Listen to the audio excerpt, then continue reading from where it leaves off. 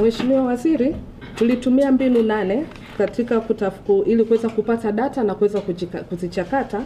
Mbinu ya kwanza ilikuwa ni kupitia tafiti, maandiko mbalimbali, sera na sheria na kanuni mbalimbali ambazo zinahusiana na mambo ya biashara na uwekezaji nchini Tanzania. Kwa hivyo tulipitia sera 8, lakini tulipitia na sheria 7 ambazo zote zinaangalia masuala ya biashara, uwekezaji pamoja na ardhi. Lakini pia tulichambua mikataba ya kimataifa, mikataba ile ya uwili, mikataba ya eneo huru la biashara barani Afrika na mikataba yote katika maeneo ya biashara huru. Pia tulipitia na makubaliano ya kibiashara katika jumuiya za maendeleo kusini mwa Afrika. Pia tulipitia na taarifa zote zilizochapishwa kuhusiana na swala hili. Pia Mheshimiwa, njia ya pili ambayo tuliitumia ni kukusanya na kuchakata data kutoka kwenye taasisi 8 ambazo zinahusika katika kutoa leseni na vibali vya uwekezaji, biashara, kazi na ukaazi. Pia tulifanya mahojiano na makundi mbalimbali ya wafanyabiashara, pia na wafanyabiashara na jumuiya mbalimbali ambazo tulikutana nazo pale CB, lakini nyingine tulikutana nazo kule Kariakoo. Mheshimiwa, mbinu ya tano ilikuwa ni kufanya uchunguzi na ukaguzi katika maeneo 110 ya biashara, soko la madini Dar es Salaam, viwanda na magara katika mkoa wa Dar es Salaam na mkoa wa Pwani. Hivyo tulipitia maduka 75 Kariakoo. Pia tulipitia maduka ya madini 8 katika soko la madini jengo la NHC lililopo mtaa wa Samora. Tulipitia viwanda 11, magala 12 na hoteli 4 ambazo ziko katika mkoa wa Dar es Salaam na mkoa wa Pwani. Lakini pia tulipata uzoefu kutoka nchi nyingine, na hii tulipitia uratibu kutoka Wizara ya Mambo ya Nje na Ushirikiano wa Afrika Mashariki. Hivyo tulipata taarifa za uzoefu kuhusiana na jambo hili kutoka nchi za Uganda, Msumbiji, Burundi, Afrika Kusini, Botswana, Malawi, Rwanda, Kenya na Malaysia. Lakini pia tulipitia sheria za Zimbabwe na Lesotho kuhusiana na jambo hili. Njia ya 7, Mheshimiwa Waziri, tulifanya utafiti kwenye njia ya mtandao. Sasa hivi Mheshimiwa, kutokana na mabadiliko ya teknolojia, biashara nyingi zimehamia mtandaoni. Hivyo tulibaini uwepo wa maduka 51 ya biashara mtandao, na pia tulifanya mahojiano na Mamlaka ya Mawasiliano TCRA pamoja na TRA. Pia baada ya hapo, mbinu nyingine ilikuwa ni kuchakata hizi data na kuweza kuandaa ripoti hii ndani ya siku 30. Mheshimiwa Waziri, kwa kifupi, kamati imebaini kuwa Tanzania imekuwa ni kimbilio la wageni kuja kuishi na kuwekeza na kufanya biashara nchini kutokana na amani, utulivu wa kisiasa na jiografia ya Tanzania, kwa kuwa na bandari na kuunganishwa na nchi nyingi za Afrika Mashariki, Kati na Kusini. Pia serikali imefanya juhudi kubwa katika kuitangaza nchi yetu pamoja na fursa za utalii na uwekezaji zilizopo, na hivyo kuvutia wageni kutoka katika nchi mbalimbali kuja nchini, na uwepo wa wageni wengi katika nchi yetu ni baraka na fursa kwa Watanzania na kuweza kushirikiana na wageni katika kufanya biashara na kuwekeza katika sekta mbalimbali. Hata hivyo, katika kufanya utafiti huu, kamati tulibaini kuwa kuna ukubwa wa tatizo la wageni kufanya biashara na ajira zinazodhaniwa kupaswa kufanywa na wazawa. Uchunguzi na utafiti wa suala hili umebainisha kwamba ni kweli kuna changamoto ya wageni kufanya biashara zinazodhaniwa kupaswa kufanywa na wazawa, hususan katika eneo la Kariakoo ambao tulitumia kama eneo la mfano au case study. Mheshimiwa Waziri, tulibaini kwamba wafanyabiashara wa kigeni wamekuwa wanafanya biashara ambazo zinadhaniwa zingeweza kufanywa na wazawa katika uuzaji wa jumla na rejareja wa bidhaa kama vipuli vya pikipiki, vifaa vya kielektroniki, nguo na mavazi, vyombo vya nyumbani, mapambo ya nyumbani na vifaa vya ujenzi. Lakini pia wamekuwa wamejikita zaidi kufanya biashara ya uendeshaji wa michezo ya kubahatisha, huduma za wakala wa forodha, usafirishaji wa mizigo na vifurushi, pamoja na huduma za ukopeshaji. Na hizi data tulizipata kutoka kwenye taasisi zetu, lakini pia na mahojiano na wafanyabiashara pamoja na timu ile ya uchunguzi. Taasisi nikimaanisha data kutoka BRELA na halmashauri ya jiji. Pia wageni wengi wanajihusisha na biashara ya kuuza bidhaa kwa jumla na rejareja kama wanavyofanya wazawa. Kutokana na taarifa ya ukaguzi na uchunguzi uliofanywa kwenye maduka 75, hapo awali nilisema tulitembelea maduka 75, Mheshimiwa Waziri, yaliyopo Kariakoo, ilibainika kuwa maduka hayo yameajiri wageni 152 ambapo wageni 148, yani 97%, wanajihusisha na uuzaji wa bidhaa za rejareja. Hii ni uchunguzi ambao tulifanya ndani ya siku 30 wakati kamati ikiendelea na kazi yake. Pia katika matokeo mengine, kamati ilibaini kuwa kuna baadhi ya wageni wanafanya biashara na kazi tofauti na vibali vyao vya kuishi na kufanya kazi nchini. Mheshimiwa Waziri, kama nilivyosema hapo awali, tulitembelea maduka 75 ambapo ilibainika kuwa kuna wageni 152 wanaofanya biashara na kati yao wageni 28, yani 16.4%, wanafanya kazi isivyo kihalali kulingana na maelekezo ya vibali vyao. Pia katika ukaguzi na uchunguzi uliofanyika katika maghala 11 mkoani Dar es Salaam, ilibainika kuwa kati ya wageni hao 3 walikuwa wanafanya kazi tofauti na masharti ya vibali vyao, hivyo kuleta jumla ya wageni 31 ambao walikuwa wanafanya kazi kinyume na au tofauti na vibali vyao vya kuishi na kufanya kazi nchini. Na kamati wageni walikabidhiwa kwa idara ya uhamiaji, ambazo hatua stahiki zilichukuliwa, na katika hatua hizo wageni 28 waliondolewa nchini. 24, naomba kurudia. Katika kazi hii wageni 31 hatua stahiki zilichukuliwa na idara ya uhamiaji na wageni 24 waliondolewa nchini wakati kamati ikiendelea na kazi yake. Pia kamati ilibaini kuwa wageni kuingia nchini kwa kigezo cha utaalamu na kuishia kufanya kazi zinazodhaniwa kupaswa kufanywa na wazawa.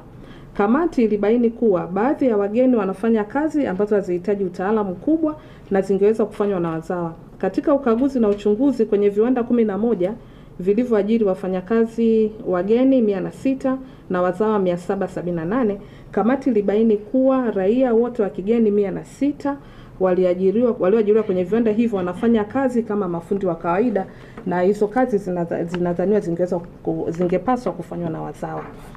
Pia Mheshimiwa Waziri, kamati ilibaini pia uwepo wa miradi mingi ya uwekezaji wa wageni ambayo haijasajiliwa katika kituo cha uwekezaji TIC, lakini tayari wameshasajiliwa BRELA na wameshasajili kampuni zao BRELA. Mheshimiwa Waziri, uchambuzi wa kamati umeonyesha kuwa asilimia ndogo sana, asilimia 9.2 au makampuni 866, kati ya makampuni ya wageni 9380 yaliyosajiliwa BRELA, haya makampuni ndio ambayo yamewekeza, ni kampuni za kigeni ambazo zimewekeza Tanzania zinapitia mfumo wa TIC. Yaani katika kampuni zile 9380 zilizosajiliwa BRELA ni asilimia 9.2 tu ndo ambazo zimesajiliwa TIC. Hali hii inaashiria uwepo wa mianya inayoruhusu wageni kusajiliwa kampuni na kufanya biashara zinazodhaniwa kupaswa kufanywa na wazawa bila ufuatiliaji wa kutosha, na kusababisha ushindani usio sawa kwa wazawa na upotevu wa mapato ya serikali. Mheshimiwa Waziri, katika mahojiano na wafanyabiashara na wadau mbalimbali, kamati ilibaini pia wageni wanauza bidhaa kwa bei ya chini, hivyo kupunguza uwezo wa wazawa kuhimili ushindani wa soko. Lakini pia tulibaini udhaifu katika utaratibu wa upangishaji wa wafanyabiashara. Mheshimiwa Waziri, wageni wanaondoa wazawa katika maeneo ya biashara waliopanga kwa kutoa pesa nyingi kuliko wazawa kwa kulipa kodi kubwa na matumizi ya malipo ya ziada yanayojulikana kama kilemba. Yaani wafanyabiashara wageni wanalipa malipo ya ziada na hivyo kuweza kumuondoa mfanyabiashara mzawa katika eneo la soko, na hii mifano tulipata zaidi kwenye soko letu la Kariakoo. Lakini pia kamati ilibaini kuna mapungufu katika mikataba ya upangishaji. Mheshimiwa Waziri, ukaguzi ulibaini kuwa maduka yote 75 yanayomilikiwa na wageni yanamilikiwa na wageni waliopangishwa na wenyeji, ambapo baadhi wana mikataba halali, wengine wanatumia mikataba ya ofisi zao kutoka maeneo mengine, na baadhi hawakuwa na mikataba wakati wa ukaguzi. Mheshimiwa Waziri, kamati pia ilibaini baadhi ya wafanyabiashara wa kigeni kushikilia mnyororo mzima wa thamani katika sekta ya biashara. Mheshimiwa Waziri, hili tulilibaini kwenye mahojiano na wafanyabiashara kwamba wafanyabiashara wa kigeni wanamiliki mnyororo wote wa thamani tangu bidhaa zinapoingizwa nchini hadi kuuzwa kwa mlaji wa mwisho, kwa kuwa wafanyabiashara wa kigeni wanaagiza mizigo, kuitoa mizigo hiyo bandarini, na pia kusafirisha kwenda kwa wateja na kwa walaji kwa kutumia kampuni zao za usafirishaji bila ushiriki wa wazawa. Mheshimiwa Waziri, pia kamati ilibaini biashara za wageni kusajiliwa kwa vitambulisho vya wazawa. Katika mahojiano na wadau na wafanyabiashara, kamati ilibaini kuwa kuna baadhi ya wafanyabiashara wa kigeni wanasajili biashara zao kwa mgongo wa wazawa kwa kutumia vitambulisho vyao vya taifa, yani NIDA na namba ya mlipa kodi, yani TINI. Na hata hivyo wazawa waliosajili kampuni hizo ni wafanyakazi tu na hawana mamlaka yoyote. Kwa hiyo wazawa wanatumika kama wafanyakazi, lakini pia ndo wanakuwa wamiliki, lakini ukija wamiliki halali wanakuwa wafanyabiashara wa kigeni. Mheshimiwa Waziri, pia kamati ilibaini baadhi ya wageni wanafanya biashara mtandaoni bila kuwa na usajili wala leseni, na hivyo kushindwa kufuatiliwa na kukwepa kodi. Kutokana na mabadiliko ya teknolojia, kamati ilipitia kwenye mitandao ili kuweza kubaini maduka na majukwaa tofauti yanayofanya biashara. Kamati ilibaini kuwa kati ya maduka 29 yanayofanya biashara mtandaoni, maduka yote 29 hayakuwa na leseni za biashara na maduka 27, yani 93.1, hayana usajili. Pia kati ya majukwaa ya biashara mtandaoni 14, majukwaa 12, yani 85.7, hayakuwa na usajili wala leseni za biashara. Pia katika zoezi la ununuzi uliofanywa na kamati, pia kamati ilienda kufanya ununuzi wa bidhaa 10 kutoka kwa wauzaji 10. Ilibainika kuwa wafanyabiashara 8, yani 80%, hawakutoa risiti. Aidha, kati ya wawili waliotoa risiti, mmoja alitoa risiti ya kugushi kwa mujibu wa uthibitisho kutoka TRA. Na Mheshimiwa Waziri, hii listi nzima ya wafanyabiashara haya maduka 29 na majukwaa ya mtandaoni 14 tumeshakabidhi BRELA kwa ajili ya hatua stahiki ili ziweze kuchukuliwa. Mheshimiwa Waziri, pamoja na ushiriki wa wafanyabiashara wageni na wazawa katika biashara na kazi za uzalishaji hapa nchini, kumekuwa na athari chanya na athari hasi. Athari chanya ni kama tumeona kumekuwa na ongezeko la ajira. Pia tumekuwa na ongezeko la viwanda na teknolojia. Mapato ya serikali yatokanayo na kodi na tozo yameongezeka, lakini pia machaguo kwa ajili ya walaji na bei rafiki. Ila pia hasari hasi kumekuwa na kupungua uwezo wa wafanyabiashara wazawa kuhimili ushindani kama nilivyoeleza hapo awali, lakini uwepo wa mianya ya kupotea mapato ya serikali hususan katika biashara zinazofanyika mtandaoni. Lakini pia wafanyabiashara wengi wamekuwa hawatumii mifumo ya kibenki kupokea na kufanya malipo katika biashara zao. Hii ni kwa mujibu wa mahojiano, ilielezwa kwamba wafanyabiashara wa kigeni wanafanya malipo kwa kubadilishana bidhaa. Sababu zizo pia Mheshimiwa Waziri, sababu zinazochangia wageni kupewa vibali na leseni kwa kazi na biashara zinazodhaniwa kupaswa kufanywa na wazawa zipo nyingi, lakini mojawapo ni pamoja na sheria zetu kutoainisha bayana aina ya biashara na ajira ambazo hazipaswi kufanywa na wageni. Mheshimiwa Waziri, kamati ilikuja na mapendekezo na hatua za kuchukua za muda mfupi na za muda mrefu. Katika mapendekezo ya kuchukua ya muda mfupi, yani ndani ya miezi 6, kamati inapendekeza yafuatayo.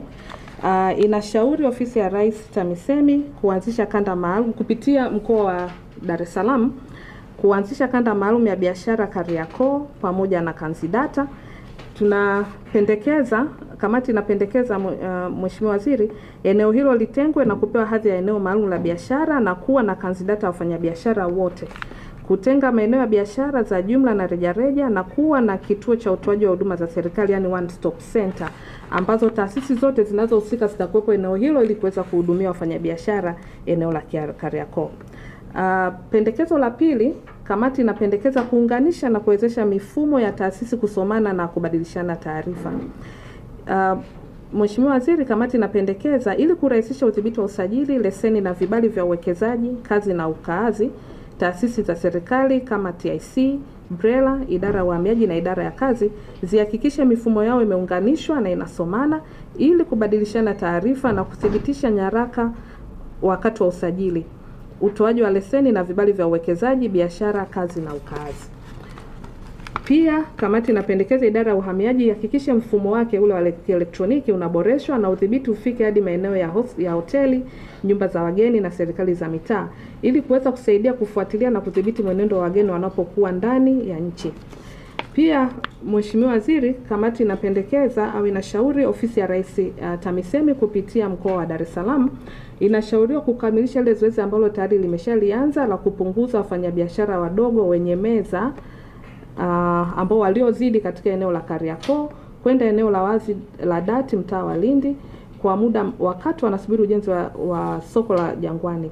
Eneo hilo linatarajiwa kuchukua wafanyabiashara wadogo 4800, yani 82.7 kati ya wafanyabiashara wadogo 5800 wenye meza Kariakoo. Mwenyekiti, na hii taarifa tulipewa kutoka ofisi ya mkoa wa Dar es Salaam kwamba ilitolewa zoezi walishalianza, kwa tuko tunashauri waende kulikamilisha. Mheshimiwa Waziri, pia tunashauri wizara yako ya viwanda na biashara, ofisi ya Rais TAMISEMI na BRELA wafanikishe uwepo wa dirisha moja la utoaji wa leseni za biashara zote nchini bila kuathiri mapato ya kila mamlaka ya utoaji leseni. Hii itawezesha urahisi wa upatikanaji wa huduma kwa wafanyabiashara na kanzidata ya leseni zote nchini. Pendekezo lingine, Mheshimiwa Waziri, ni kufanya ukaguzi wa pamoja wa taasisi, na hili tumeliona tulivyokuwa kwenye lile zoezi za siku 30, tulikuwa tunaenda mamlaka zote zilikuwa zinaenda kwenye ukaguzi na lilileta ufanisi mkubwa. Kwa hivyo tunapendekeza ukaguzi wa pamoja wa taasisi na mamlaka zinazohusika na usajili wa biashara na utoaji wa leseni na vibali kwenye eneo la Kariakoo, lakini na miji yote mingine nchini. Hizo taasisi ni kama TIC, BRELA, idara ya uhamiaji na idara ya kazi. Na hili zoezi tunapendekeza Mheshimiwa liweze kuratibiwa na idara ya uhamiaji na idara ya kazi. Mheshimiwa Waziri, pendekezo jingine, tunashauri wakala wa usajili wa biashara na leseni yani BRELA ianzishe na kutunza kanzidata ya shughuli za biashara zote nchini kuanzia biashara ndogo mpaka kubwa. Mheshimiwa Waziri, pia kamati inapendekeza utoaji wa elimu kwa wafanyabiashara wazawa na wageni. Taasisi kama TIC, BRELA, idara ya uhamiaji na idara ya kazi zitoe elimu kuhusu uzingatiaji wa sheria na kanuni za nchi katika ufanyaji wa biashara na madhara ya kutumia nyaraka za kugushi au za mtu mwingine katika kuendesha biashara na kuishi nchini. Lakini vyuo vinavyotoa elimu ya biashara viimarishe mafunzo ya muda mfupi na muda mrefu kwa wafanyabiashara na kuwajengea mafunzo elimu ya mafunzo kwa vitendo kwa wanafunzi wanaosoma biashara ili kuendana na mabadiliko ya kibiashara na teknolojia duniani. Pia mamlaka ya maendeleo ya biashara TanTrade inashauriwa waimarishe huduma za ushauri wa biashara, kliniki ya biashara na intelijensia ya biashara ili kuweza kuwasaidia wafanyabiashara wetu. Mheshimiwa Waziri, ofisi ya Rais TAMISEMI inashauriwa iimarishe kamati ya ulinzi ngazi ya kata na mitaa kwa kuwawezesha wenye viti na watendaji wa serikali za mitaa kuwa na daftari la usajili yani register ya wageni na wapangaji wote katika maeneo yao, na hilo daftari liunganishwe kwenye mfumo wa kielektroniki wa mfumo wa idara ya uhamiaji. Hii itasaidia Mheshimiwa Waziri, mgeni akishafika ndani ya nchi akienda eneo la ukaazi aweze kufahamika ili kuweza kufuatilia mienendo ya wageni wakiwepo ndani ya nchi. Mheshimiwa Waziri, pendekezo jingine, idara ya uhamiaji kwa kushirikiana na jeshi la polisi na serikali za mitaa waimarishe ufuatiliaji wa wageni baada ya kuingia nchini. Ufuatiliaji wa mara kwa mara ufanywe na taasisi husika ili kuweza kubaini shughuli wanazofanya kama zinaendana na vibali vyao. Mheshimiwa Waziri, katika kupitia pia sheria zetu tuliainisha maeneo ambayo itakuwa vizuri yakifanywa marekebisho ili kuboresha mazingira ya biashara baina ya wageni na wazawa kwa kubainisha bayana biashara na ajira ambazo hazipaswi kufanywa na wageni. Sheria hizo zinazopendekezwa ni kama ifuatavyo.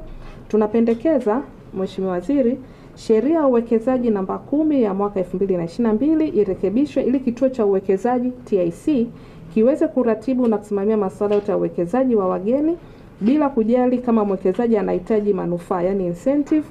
Lakini pia kutokana na mahojiano tuliofanya wafanyabiashara walipendekeza pia na kile kiwango cha usajili kiongezwe kwa wafanyabiashara wa kigeni. Pia sheria ya leseni ya biashara sura 101 irekebishwe ili kuainisha aina za biashara zinazopaswa kufanywa na wazawa pekee.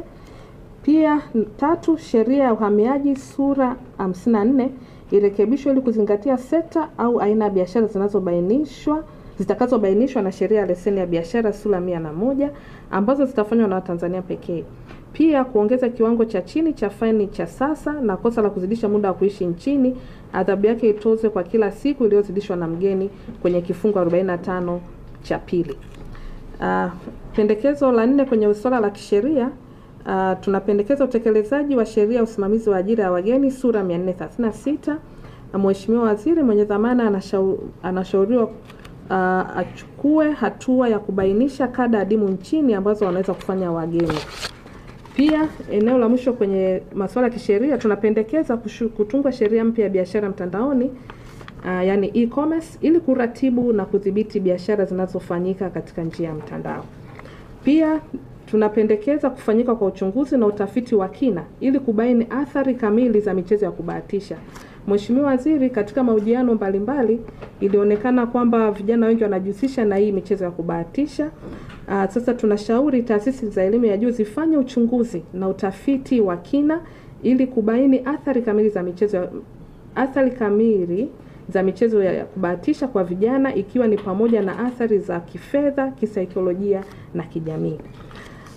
Hapo ndo mwisho wa mapendekezo ya muda mfupi. Naenda kwenye mapendekezo ya muda mrefu. Kamati inapendekeza hatua zifuatazo zitekelezwe katika kipindi cha muda mrefu kuanzia kipindi cha miezi 6 na miaka 2 ili kuondoa changamoto zilizopo.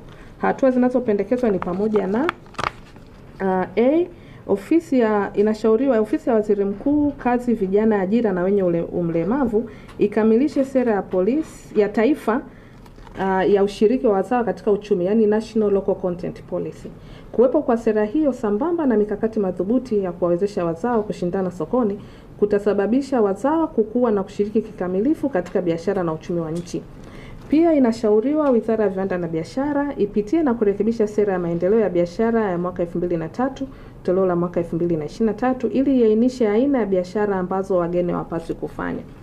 Pia katika mapendekezo ya muda mrefu inashauriwa Wizara ya Viwanda na Biashara ipitie na kurekebisha sera ya taifa ya masoko ya mazao ya kilimo ya 2003 ili kuwezesha mazao ya mifugo na kilimo kuwa shindani.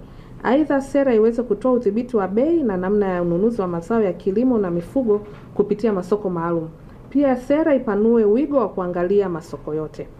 Pia inashauriwa Wizara ya Ardhi na Maendeleo ya Makazi ipitie na kurekebisha sera ya taifa ya maendeleo ya makazi ya 2000 ili iweze kutoa vigezo vya kodi vya pango, kuratibu upangishaji na utendaji wa madalali, hii ikiwa ni pamoja na mafunzo na pia madalali waweze kusajiliwa. Mheshimiwa Waziri, pia inapendekezwa pendekezo Wizara ya Viwanda na Biashara ipitie na kurekebisha sera ya taifa ya maendeleo endelevu ya viwanda ya mwaka 1996 ili kushughulikia uhaulishaji wa teknolojia kutoka kwa mwekezaji wa nje kwenda kwa wazawa, ili kuwezesha wazawa kuzalisha bidhaa shindani, ili kuwezesha bidhaa za Tanzania kuuzika katika masoko ya nje.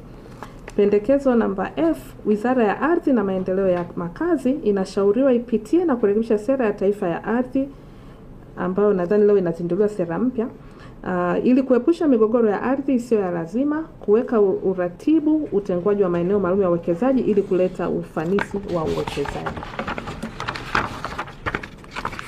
Mheshimiwa Waziri, pendekezo jingine inashauriwa ofisi ya Waziri Mkuu, Kazi, Vijana, Ajira na Wenye Ulemavu iandae sera ya maendeleo ya sekta binafsi. Uandaji wa sera hii utasaidia kuratibu uendeshaji wa kongani za sekta binafsi na kukuza mashirikiano kati ya sekta binafsi na sekta ya umma, kutahakikisha wafanyabiashara wanajiunga kwenye mfumo rasmi wa wanachama wa pamoja, yani universal membership, na itasaidia upatikanaji wa fursa za biashara na masoko, elimu na ushauri wa kibiashara. Pia pendekezo jingine, Mheshimiwa Waziri, tunapendekeza kuanzisha mfuko kwa ajili ya kuwapa wafanyabiashara mikopo ya muda mrefu na yenye riba nafuu. Inapendekezwa Baraza la Taifa la Uwezeshaji Wananchi Kiuchumi NEC kuanzisha mfuko ulioainishwa katika Sheria ya Taifa ya Uwezeshaji Kiuchumi namba 16 ya mwaka 2004 kwa ajili ya kukopesha wafanyabiashara wazawa kwa riba nafuu na kwa muda mrefu. Pia Benki Kuu ya Taifa inashauriwa ifanyie kazi swala la utoaji wa mikopo yenye riba nafuu na ya muda mrefu ili kuwezesha wafanyabiashara wazawa kuweza kushindana sokoni. Pia inashauriwa Shirika la Viwango Tanzania TBS liimarishe udhibiti wa bidhaa za chakula zenye lugha tofauti na Kiingereza au Kiswahili na kudhibiti ubora na bei za bidhaa hizo sokoni. Pia inashauriwa Wizara ya Fedha ipitie kanuni za fedha ili kuweka gharama rafiki za matumizi ya mifumo ya kidijitali katika kufanya malipo, yani cashless transaction. Hatua hii itasaidia kufuatilia miamala ya wafanyabiashara kwa uwazi zaidi, kupunguza ukwepaji wa kodi na kuongeza mapato ya serikali. Aidha, mfumo huu utarahisisha biashara, kuboresha usalama wa fedha na kuchochea ukuaji wa uchumi wa kidijitali nchini.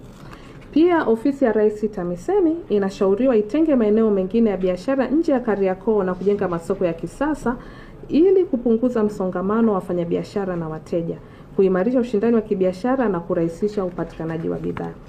Mheshimiwa Waziri, pia tunashauri Wizara ya Ardhi na Maendeleo ya Makazi pamoja na Wizara ya Viwanda na Biashara zirasimishe sekta ya mawakala na upangishaji na utoaji wa huduma saidizi za sajili na uombaji wa leseni na vibali ili kupunguza uwasilishaji wa nyaraka za kugushi na upandaji holela wa bei za upangishaji. Mheshimiwa Waziri, baada ya kumaliza mapendekezo haya, kamati ilikutana na changamoto nyingi wakati tunafanya kazi ile ya uchunguzi, na hizi changamoto lakini hazikuweza kuzuia utendaji wa kamati, ila tulipata changamoto kama kupigiwa simu. Kwa tutakabidhi ripoti ya siri kwa ajili ya hatua zako stahiki. Mwisho, Mheshimiwa Waziri, kamati inapenda kutoa shukrani za dhati kwa Mheshimiwa Rais wa Jamhuri ya Muungano wa Tanzania Dr. Samia Suluhu Hassan kwa kuendelea na juhudi zake za kuimarisha na kuboresha mazingira ya biashara nchini, uboreshaji wa miundombinu, urahisishaji wa taratibu za uwekezaji na biashara katika sekta mbalimbali ambazo zimeleta mabadiliko makubwa ya kiuchumi katika taifa letu. Juhudi hizi zimeleta ufanisi wa biashara, kuvutia wawekezaji na kuboresha ustawi wa wananchi wa Tanzania. Kamati tunathamini sana juhudi hizo, na katika kazi hii tumejitahidi tunavyoweza kuhakikisha kuwa mapendekezo tuliyotoa yanachangia katika kufanikisha malengo na maono mapana ya Mheshimiwa Rais Dr. Samia Suluhu Hassan. Pia kamati hii inapenda kukushukuru Mheshimiwa Waziri wa Viwanda na Biashara wewe binafsi kwa kuweza kutuamini na kututeua kuweza kufanya kazi hii. Pia kamati inatoa shukrani kwa watumishi wa Wizara ya Viwanda na Biashara, taasisi zote zilizoshiriki ndani ya Wizara ya Viwanda na Biashara, lakini pia na taasisi nyingine za uhamiaji, idara ya kazi, jeshi la polisi, pia pamoja na sekta binafsi na taasisi nyingine zote za umma kama TCRA, TRA kwa ushirikiano waliotoa katika kipindi chote kwa siku 30 ambacho kamati imekuwa ikifanya kazi hii. Mheshimiwa, naomba kukabidhi ripoti.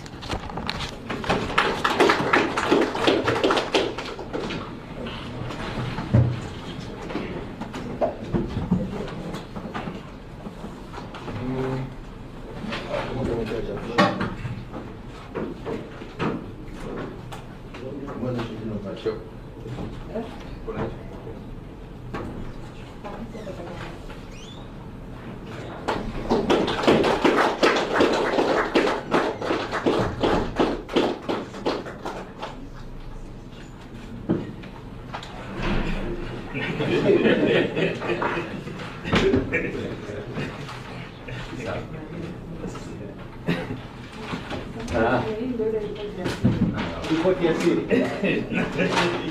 Okay. Hii ripoti ya siri na maudhui gani? Changamoto tulizokutana nazo wakati wa kufanya kazi ya uchunguzi. Sawa. Ndani ya zile siku 30. Okay, sawa. Hii ni sana. Yote tumekuja lakini kwa envelope.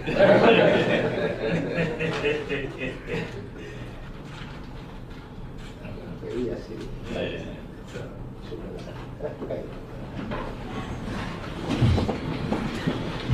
Sawa, Mheshimiwa Waziri wa Viwanda na Biashara Dr. Seleman Said Jafo, hivi punde umetoka kupokea taarifa kutoka kwa mwenyekiti wa kamati hii ya ufuatiliaji wa biashara za baina ya wazawa na wageni, na umesikiliza mambo ambayo mwenyekiti huyu ameyasema. Lakini la mwisho kabisa ambalo nilitaka niliseme kabla sija kukaribisha Mheshimiwa Waziri ni kwamba umeziona hizo taarifa jinsi zilivyokuwa zimeshiba. Lakini taarifa hizo kama unavyoziona Mheshimiwa Waziri ni kazi ambayo imefanyika kwa muda wa mwezi mmoja tu, na hii kamati umeona namna ambavyo imejitolea.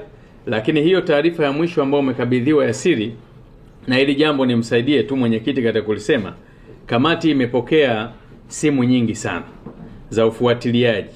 Wako watu wengine ambao wanazo nafasi mbalimbali katika nchi yetu, na ambayo inaonekana kabisa kwamba jitihada hii kubwa ambayo inafanywa na Mheshimiwa Rais wa Jamhuri ya Muungano wa Tanzania, lakini na wewe mwenyewe kama kiongozi wa wizara hii na baadhi ya viongozi wengine ambao ni waadilifu katika nchi yetu na ambao ni wazalendo, bado inaonekana kwamba kazi hiyo ni kubwa na inatakiwa ifuatiliwe kwa kiwango kikubwa, kwa sababu juhudi zinazofanywa na Mheshimiwa Rais hazipaswi kufifishwa na mtu yoyote ile. Utaona katika kamati hii wako wenzetu wengine ambao wanatoka katika vyombo vya ulinzi na usalama.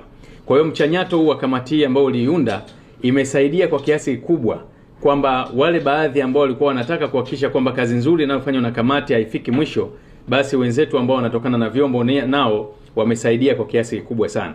Kwa hiyo inatufundisha kwamba mchakato wa jambo hili sio jambo ambalo ni jepesi kama linavyoangaliwa. Kwa hiyo ni jambo ambalo tunategemea Mheshimiwa Waziri, baada ya kupokea basi maelekezo yako, na baadaye tunaamini utapata nafasi ya kusoma taarifa hiyo ya siri ambayo imebainisha majina na wale wote ambao walikuwa wamepiga simu kwa kamati kuonyesha maslahi yao na kuonyesha kwamba kukinza jambo hili lisifanyike.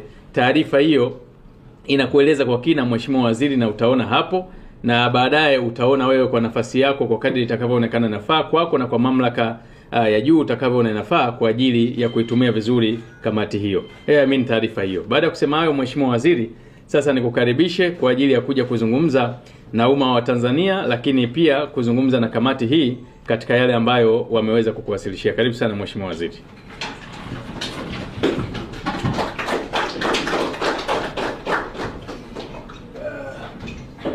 Hii kwanza meza isogee hapa. Mimi ni mwanahabari. Hii podium isogee hapa mbele. Alafu wewe hama. Sio. Nani sama sogea hapa. Sama. Hii sogea hapa. Kuna hii inaitwa shughuli ya mwanga.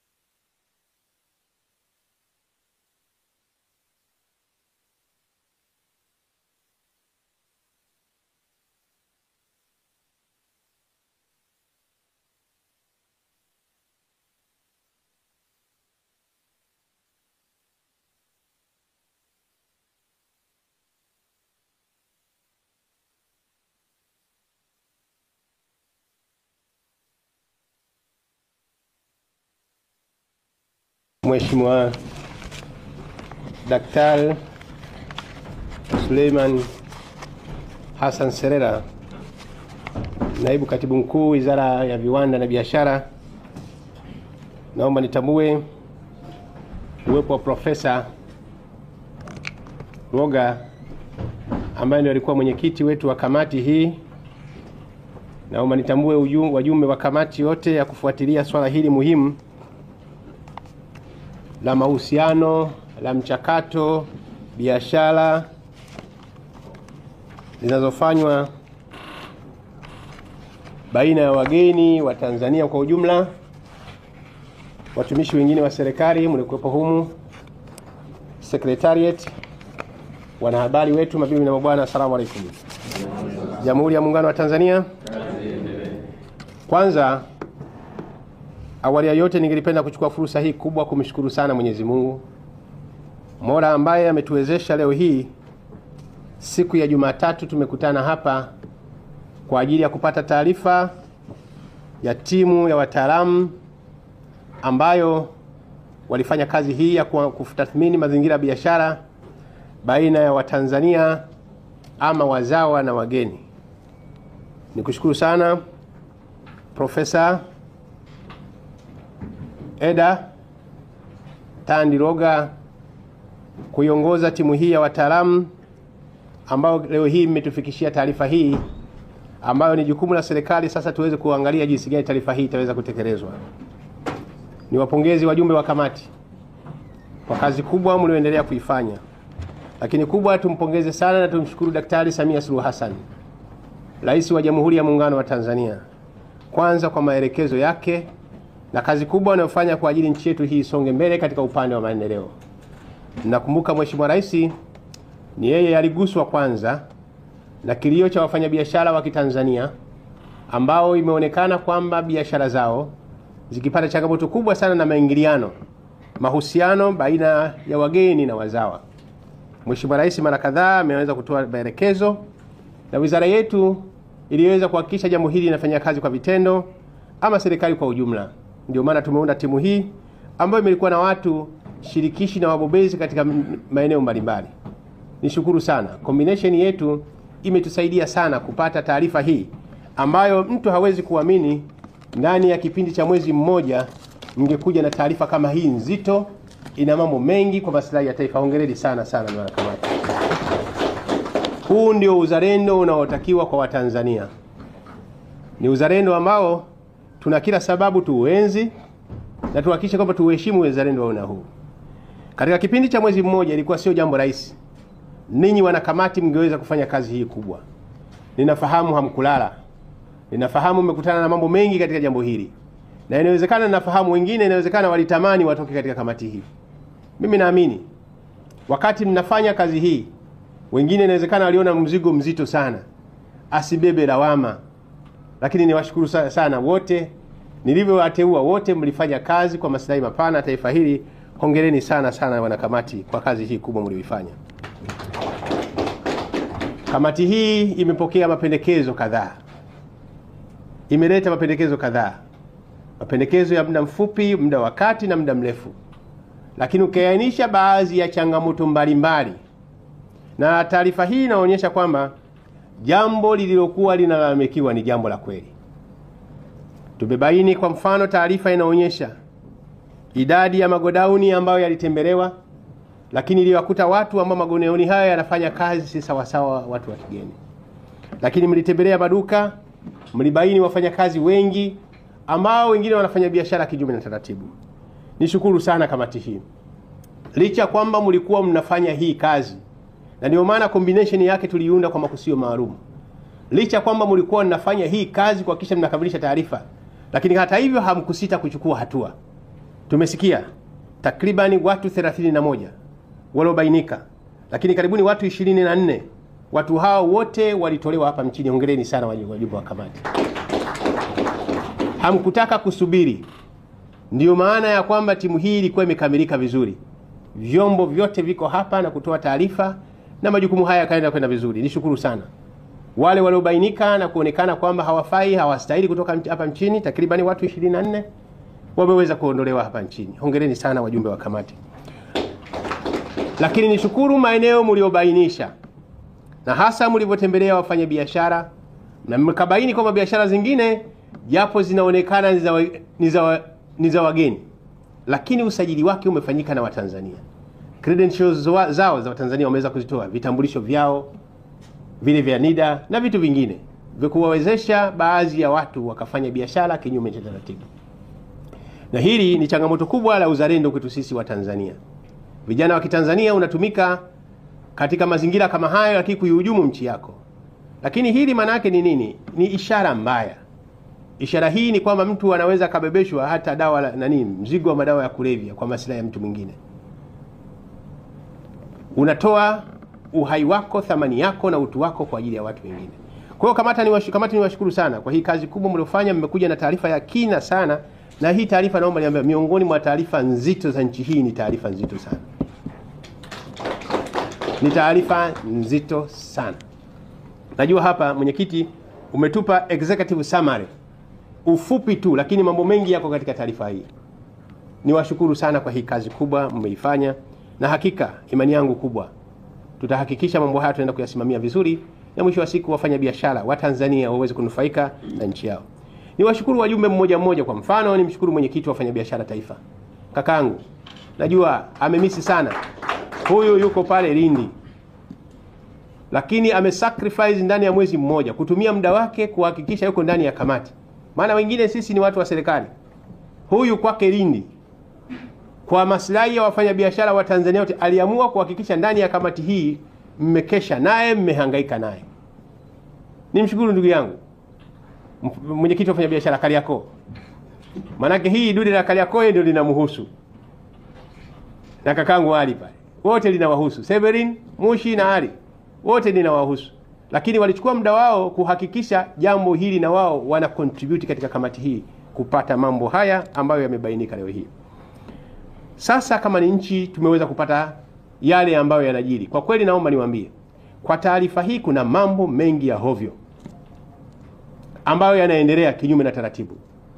Tumesikia zaidi ya biashara karibuni zile za mtandao karibuni 80% zote kinafanyika kinyume cha taratibu. Lakini wawekezaji wengi wako hapa, wengine wanafanya biashara hata BRELA, hata TIC hawajasajiliwa. Na ndugu yangu Gile Teri yuko hapa. Watu wanapiga pesa hapa hata pale hawajafika kwa ndugu yangu. Lakini maana yake ni nini? Inawezekana turekebisha katika mifumo yetu. Maana yake mtu anaweza kaenda ku BRELA akapata usajili, lakini TIC nini hajapata registration. Kamati hii imekuja kufungua mambo hayo ambayo yapo, na hii maana yake ni sample tumefanyika hapa Dar es Salaam. Maana yake mambo haya yako katika maeneo mbalimbali. Katika hili maana yake tuna kazi kubwa ya kuifanya kwa ajili ya kuhakikisha tuwalinde wa Tanzania, tuilinde nchi yetu. Hakika kamati hii taarifa iliyokuja ni taarifa njema zaidi. Lakini nimefurahi sana kwa uzalendo wenu. Hii taarifa ya siri. Taarifa hii wakati kamati inafanya kazi, wengine kwa kutumia nafasi zao waliweza kuitisha kamati, usifike hapo, usiende hapo, lakini nyinyi mkasonga mbele. Na nishukuru sana taarifa hii mmeileta kwa majina.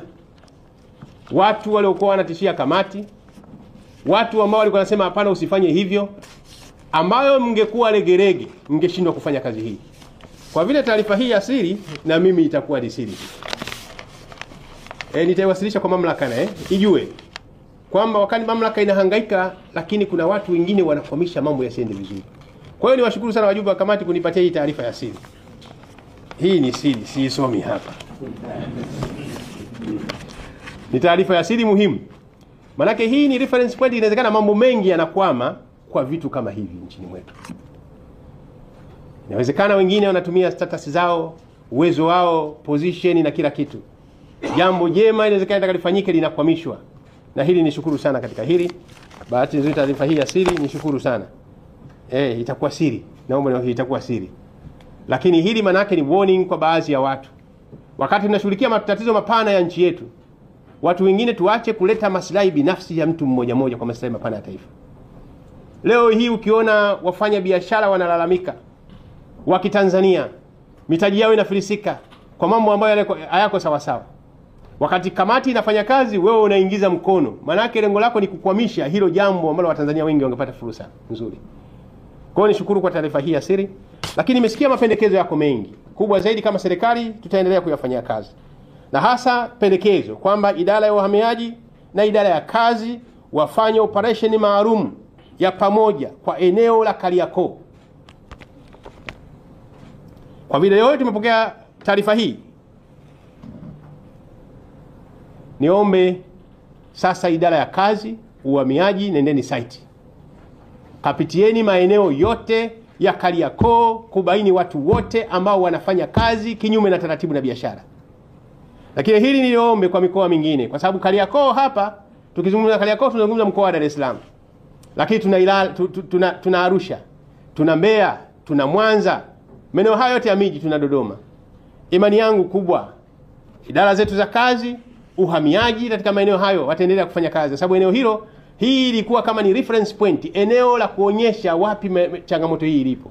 Maana yake ni kwamba changamoto hii itakuwa Arusha, itakuwa Mbeya, itakuwa Mwanza, itakuwa Tanga, itakuwa Dodoma na maeneo mengine. Kwa hiyo sasa idara za uhamiaji katika maeneo hiyo kupitia mikoa hiyo sasa tufanye kazi hizi za operation, lakini tukianzia na Dar es Salaam. Kwa sababu jambo hili lipo na Mheshimiwa Rais amelilalamikia sana jambo hili na amelitoa maagizo. Imani yangu kubwa idara ya uhamiaji na idara ya kazi mtaanza kazi mara moja ya soko Kariakoo, tukifanya kazi as team. Maana ninyi ndio mtaongoza hiyo timu as team kufanya operation Kariakoo, ianze kubainisha watu wote ambao wanafanya biashara kinyume na taratibu hizi. Bahati nzuri imebainika na ninyi ndio wajumbe wa kamati mmeona hayo, ambayo kwa hakika kwamba itatusaidia sana katika hilo. Lakini hali kadhalika TBS pamoja na tume ya ushindani, mkurugenzi wa tume ya ushindani yuko hapa, na TBS sasa hakikisheni mfanye operation maalum ya pamoja kufuatilia malalamiko ya uwepo wa bidhaa ambazo hazina ubora, ambazo zinaharibu biashara. Mtendaji mkuu wa FCC yupo hapa, ni mwenzako TBS, piteni Kariakoo. Tuwalinde wa Tanzania. Zile bidhaa ambazo hazina ubora, fanyeni, chukueni jukumu hili. Kwa hiyo kuna operation ya idara ya uhamiaji na idara ya kazi ya kubainisha wale wote ambao wako pale wanafanya hizi biashara, maana kazi ianze mara moja. Na ninyi FCC na TBS, sasa hakikisheni kwamba kazi hii, wekeni vijana wenu, twende kazini, tuwalinde wa Tanzania.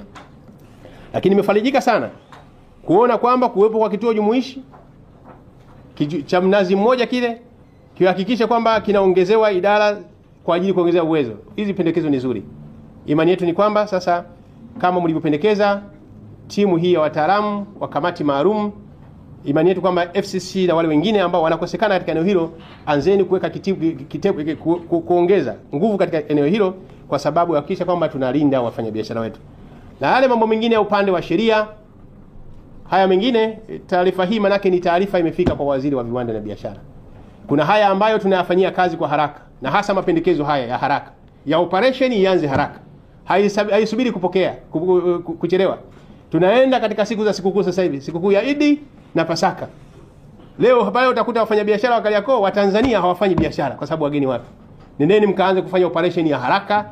Wale wote waliobainika, wale wa kwanza tayari tumechukua hatua. Sasa tuendelee na hizo zoezi sasa, actual field work, kuhakikisha kwamba zoezi la operation Kariakoo sasa lianze, kwa sababu taarifa yenyewe imeshaeleza wazi kuna changamoto kubwa hili. Imani yetu kwamba kazi hii itaanza mara moja.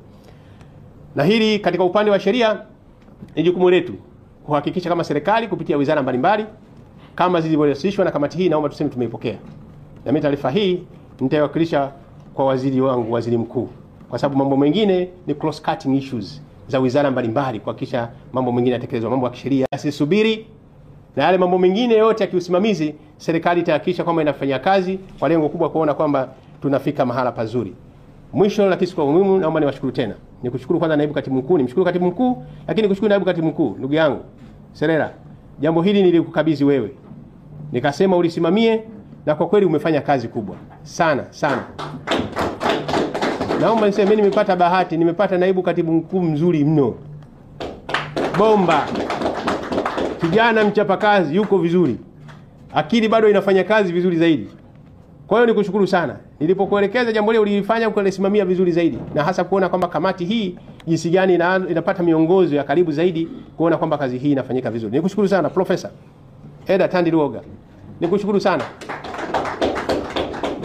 Huyu dada bado mbichi, kijana mdogo, ameenda kufanya jambo kubwa la taifa letu hili. Ingekuwa mtu mwingine angeogopa, sasa mimi bado angeogopa kulifuatilia jambo hili kwa kina. Hii taarifa hii inaonyesha kwamba jinsi gani mlikuwa serious katika hii kazi. Profesa, Mungu akubariki sana na akuinue. Safari yako bado iko ndefu, akuinue Mungu. Amen. Kabisa. Akuinue. Umesimamia vizuri. Lakini washukuru sana wajumbe wa kamati. Sana. Wajumbe wa kamati mmefanya kazi kubwa. Kazi hii mmeifanya kiuzalendo. Ukiangalia taarifa hii kwa kina humu ndani, kama tusingefanya kazi kiuzalendo tusingefika hapa. Uhamiaji, jeshi la polisi, kazi, kila eneo. Hakuna aliyoachwa. Ndugu yangu yupo hapa. Yaani hakuna aliyoachwa. FCC hapa, angalia basi vizuri, afu FCC nao mnajiambia kabisa FCC fuati. Maana nini? Mlikuwa loyal, ama sio? Na mlikuwa wazalendo. Kila mtu ana kisu kinakata pale pale. Kama mimi na makosa inaonekana ni makosa. Swala vibali vinatoka bila utaratibu, uhamiaji upo, kazi ipo. Maana kamati hii imeonyesha uhalisia. Kama tungekuwa wa binafsi tungeneza kamati ya kupika, taarifa ya kupika. Taarifa ya kupika ni ile yenye kujipendelea, haionyeshi matatizo ya kutatua matatizo hii. Lakini niwashukuru sana kwa kweli, sana. Sana. Niwashukuru sana. Kwa kweli mmefanya kazi ya kiuzalendo ambayo ni kubwa kwa maslahi ya taifa letu. Sasa operation zianze kwa mujibu wa kamati hii. Hii ni serikali kubainisha sasa wafanyabiashara pale Kariakoo, lakini naamini na mikoa mingine sasa, kwa sababu kuna zile idara ya kazi na uhamiaji. Kazi hii itaenda katika maeneo mengine, tuwalinde wa Tanzania. Leo hii mmesema wafanyabiashara wanachukua, wageni wanachukua mnyororo wote wa biashara. Tokea kiwandani, huko kiwandani anayesafirisha hapa anafanya clearing and forwarding, anapeleka katika store, anapeleka mpaka kwa mlaji wa mwisho kabisa. Leo hii ndugu yangu Severin Mwishi na wenzake wanapata unyafuzi wa mapato, hata mikopo wakati mwingine wanafilisika. Ni kwa sababu watu wamekamata chain yote, na sio utaratibu huu. Sio utaratibu huu. Kwa hiyo sasa ndugu zangu, operation ianze mara moja. Bahati nzuri taarifa hii sasa iko wazi, inaeleza uhalisia wa mambo haya. Nendeni mkafanye kazi. Idara ya uhamiaji, Wizara ya Kazi na wengine wote twende tukafanye kazi. Jeshi la Polisi, kwa sababu tunafanya kazi hiyo, na jeshi la polisi lazima liwepo kuhakikisha mambo ya enforcement ya sheria inasimamiwa vizuri katika maeneo hayo. Imani yetu ni kwamba sasa kazi inaanza, tuwalinde Watanzania kwa maslahi mapana ya nchi yetu. Hii ndio dhamira ya Daktari Samia Suluhu Hassan aliyopewa nchi hii kuongoza Watanzania. Imani yake ni kwamba Watanzania wataenda kulindwa, na huu ndio utaratibu wa kuwalinda Watanzania. Na naomba nikuhakikishie mwenyekiti, taarifa hii mimi nimeipokea na kazi ianze, lakini wahakikishie kamati hii taarifa hii itafika kwa mamlaka. Rais wetu wa Jamhuri ya Muungano wa Tanzania aweze kuona jambo hili. Inawezekana yeye ana maelekezo mengine yatakuwa ya ziada kuhakikisha jambo hili linabii, lakini itafika kwa mtendaji mkuu wa shughuli za serikali bungeni, Waziri Mkuu wa Jamhuri ya Muungano wa Tanzania, kwa sababu naye ana shughuli kubwa ya kuziunganisha hizi wizara zote kuhakikisha jambo hili linafanya vizuri. Lakini hata hivyo, haya mambo wakati mwingine inakuja taarifa afu mambo yanapotea tu, hata tulizani. Taarifa zinaweza kuwa nyingi kweli kweli, taarifa zinakuja, tume ya kwanza, taarifa kamati, afu hakuna nini kinachoendelea. Taarifa hii tunataka tuifanyie monitoring and evaluation. Utekelezaji wa taarifa hii lazima tuifanyie monitoring, usimamizi na ufuatiliaji. Na hili na kuagiza Katibu Mkuu, Wizara ya Viwanda na Biashara, tengeneza timu na action plan ya kufanya monitoring and evaluation ya taarifa hii. Na vizuri niagize kila baada ya miezi 6 tukutane wadau wa hizi timu leo ndani wizara zetu hizi, tukutane mkiratibiwa na Wizara ya Viwanda na Biashara, tukutane tufanye tathmini ya utekelezaji wa taarifa hii. Manake hapa tunazungumza ni kumsaidia Mtanzania. Tukifanya mchezo, taarifa hii itakuwepo, itakuwa miongoni mwa watu watakuja kusoma taarifa hii kama vitabu tu. Ndani ya miezi 6 tu tunakutana. Katika taarifa ile utekelezaji wetu katika mambo ya nani? Je, jambo hili limekoma? Isiwe zima moto. Tunafanya operation ya siku 2-3, baada ya mwaka mmoja utakuta wageni wamejaa pale yako zaidi ya mwaka juzi leo. Haiwezekani jambo hili. Lazima tunajipima, tuangalie, check and balance. Tuangalie kuna mambo yanaenda vizuri, kama hajaenda vizuri nani bado hajatimiza wajibu wake kwa mujibu wa taarifa. Kwa hiyo Katibu Mkuu, sasa tengenezeni utaratibu. Kwanza utaratibu wa kuangalia jinsi gani tutafanya usimamizi. Lakini kila baadhi ya miezi 6 wizara za sekta husika zikutane kuhakikisha tuangalie utekelezaji wa taarifa hii. Na ninapendekeza zaidi, na mtaangalia nafaa wajumbe wa kamati hii, kwa sababu ndio walikuwa wameona uhalisia ulivyo, kwa kutumia hata kamati hii kaifanya hata kila baada ya miezi 6 kukutana tena katika kamati hii. Hii inafanya ufuatiliaji. Inawezekana mtu mwingine asipate ile uhalisia, lakini kamati hii ingekutana, na sio mbaya sana ukiwaita hawa siku moja, piga chai na korosho ziko pale. Sisi wazee wa Pwani na Walindi tumezoea togwa, weka togwa tutakunywa. Lakini tunafanya tathmini mambo yakoje. Na hapa kuna wengine Wasukuma utatekeleza hata kanyama kidogo, sio mbaya. Kwa hiyo fanyeni utaratibu, tuwe tunakutana kila miezi 6, tufanye tathmini ya taarifa hii, utekelezaji wake ukoje. Kama jambo halijatekelezeka tujue kama halijatekelezeka nini kifanyike. Hatutarajii tena kama serikali kuunda tena timu iende karudia tena Kariakoo wakati hapa taarifa hii ime-exhaust kila kitu. Lengo letu kubwa ni kuhakikisha tunatekeleza hili jambo humu, tufikie wakati tatizo liishe. Kwa hiyo Katibu Mkuu nakuagiza hivi. Nakuagiza, na ikikupendeza mtaangalia timu hii, lakini kila miezi 6 tunakutana, tunafanya evaluation. Kikao cha nusu saa tu kinatosha. Jambo hili limetekeleza kiasi gani? Watu hatutaki tena kilio cha wafanya biashara. Na naomba niwaambie, tusipokuwa makini tutatengeneza Watanzania maskini. Watanzania maskini na waliofilisika. Na benki zetu zitakuwa na defaulters wengi sana, wamechukua mikopo, nyumba zao zitauzwa. Kwa sababu mnyororo wa biashara umeshikwa na wageni, watu wana suffocate. Lazima, amani yangu kubwa, tuleke agenda ya uzalendo kuwasaidia Watanzania wetu. Na hili ni jukumu letu sote. Lakini kama nilivyosema, upande ule wa sheria, wa kisera, haya mengine tumeyachukua yote kwa ujumla wake kwa ajili ya kuyafanyia kazi. Katibu Mkuu, lile ambalo linahusu Wizara ya Viwanda na Biashara lianze mara moja. Pitieni sheria zinazohusu Wizara ya Viwanda na Biashara. Mengine nitafikisha kwa Waziri Mkuu kwa ajili ya wizara zingine. Linalohusu Wizara ya Viwanda na Biashara, upande wa sheria, upande wa sera, pitieni. Na ile sheria, nilizana sio sheria hii e-commerce. Ikiwezekana, kwa sababu ulimwengu sasa umebadilika, ulimwengu wa kimtandao, ianze mara moja. Keni mchakato haraka. Yale yanahusu Wizara ya Viwanda na Biashara yaanze leo hii, mchakato wake mjipange. Jinsi gani mambo ya kisheria, mambo ya kama policy, yote tuhakikishe tunaweka vizuri. Na mengine kuhusu wizara nyingine na imani kupitia ofisi ya Waziri Mkuu mambo mengine yote yataenda vizuri kwa ajili ya kuwasaidia Watanzania. Sababu lengo letu kubwa ni kuhakikisha kumsaidia Daktari Samia Suluhu Hassan. Tumshukuru Mheshimiwa Rais kwa malezi yake, kwa maelekezo yake na kazi kubwa, lakini washukuru sana wenzetu wa vyombo vya habari. Mmefanya kazi kubwa sana katika jambo hili.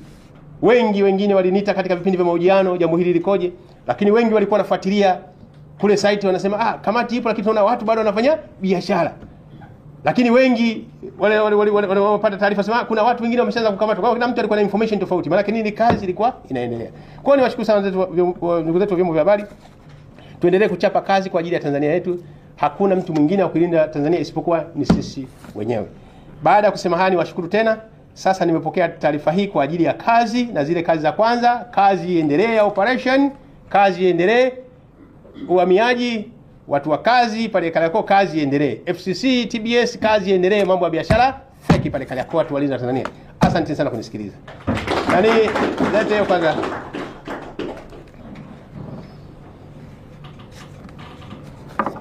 Sawa, nadhani hili limekaa vizuri. Kwa hiyo niwashukuru sana, kama nilivyosema, kazi ifanye iendelee. Imani yetu kwamba hakuna kitachoharibika. Profesa, Mungu akubariki sana. Mimi nitakushukuru mara nyingi tu. Afa tuingesema mbona mnamshukuru sana hapo profesa ni mwanamke? Huyu ni mke wa mtu. Sasa kuleta maneno. Kamati oye. Niwashukuru sana wajumbe wa kamati. Niwashukuru sana. Niwashukuru wafanyabiashara wa mwakilishi, lakini niwashukuru wafanyabiashara wa Kariakoo. Lakini niwashukuru Watanzania wote, niwashukuru sana. Niwashukuru kila mmoja Mtanzania, kila mmoja ameplay kazi yake katika jambo hili. Mungu ibariki Afrika, Mungu ibariki Tanzania. Asanteni sana kunisikiliza. Sasa kazi iendelee, na sasa ninakiri kwamba nimepokea taarifa hizi zote, taarifa ile ya kazi uhalisia, lakini taarifa ya siri ya watu wanaotaka kukwamisha huu mpango kwa maslahi mapana ya ubinafsi. Asanteni sana. Nikita sana. Barikiwe sana. Yes. Hilo sasa ni nani? Picha. Picha kama tunapiga